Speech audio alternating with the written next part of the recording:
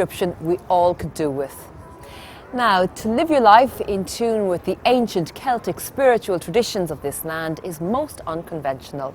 However, Valerie Waters met a lady who aspires to live her life which celebrates nature and the seasons in keeping with these very old traditions.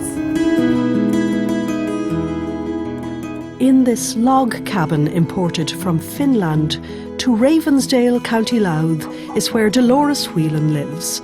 Originally from County Cavan with a science background, and having lived in the US where she received an MA in Spirituality from Holy Names University, she has settled here at the foothills of the Cooley Mountains. This is where she works in the area of human and spiritual development, using the wisdom of the Celtic tradition. Many thinkers and writers have influenced her. She quotes a prayer from the late John O'Donoghue and aspires to live by it every day. Let me have the courage today to live the life that I would love, to postpone my dream no longer, but do what I came here to do and waste my life on fear no longer. And Dolores has not postponed her dream. She has come here to County Louth to do what she does best, and that's living a life that celebrates the seasons of the Celtic calendar. In all of the different seasons, Ravensdale is beautiful. And there's something about the land here that calls me and that holds me. I just really love living here. I love the tranquility of it. I love the beauty of it. For the past 25 years, Dolores has been studying the Celtic tradition of this country. She has written a book, Ever Ancient, Ever New, Celtic Spirituality in the 21st Century. When I talk about the Celtic tradition, I'm actually talking about the indigenous tradition of this country, which is megalithic, Celtic and Christian, and lots more besides. Back in the 1980s, Dolores started to research the Celtic understanding of time and became fascinated with the idea that there was a different way of measuring it. Now she and American artist Cynthia Mathiai have created this detailed Celtic calendar. The Celtic people began their year not on the 1st of January, but on the 1st of November. And that the first season was the season of Samhain. And the season of Samhain was when the country was going into darkness, the energy was going into the centre of the earth. And at that time of the winter solstice, which is the time of greatest darkness, the new light is born, the new light of the new year, and in the Christian tradition, the new light of the Christ, born at that time of the darkest time in the year.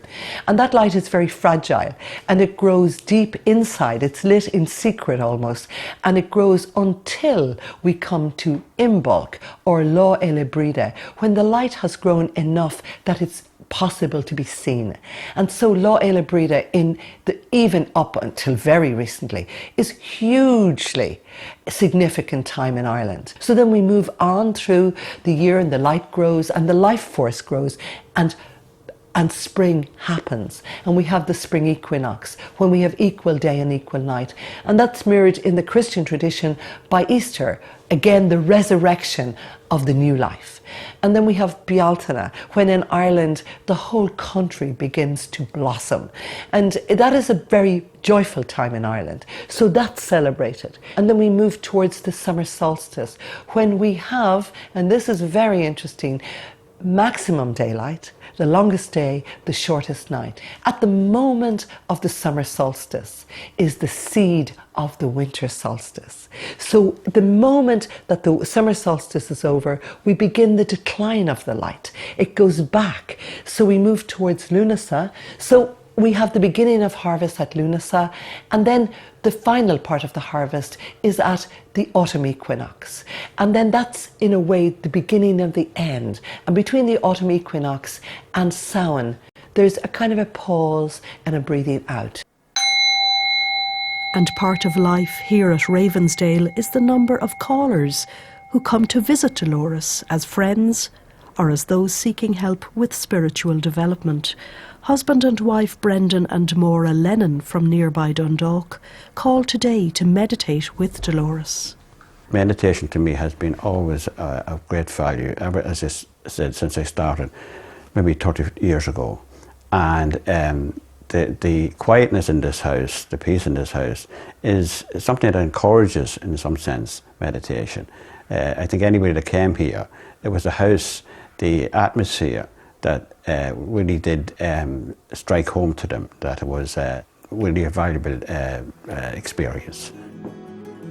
As well as writing, Dolores's work involves reading the work of poets and philosophers and facilitating tours to ancient sites.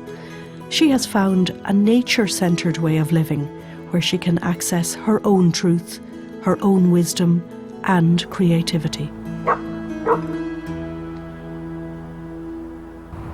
And if you're interested in obtaining Dolores's book and calendar, then go to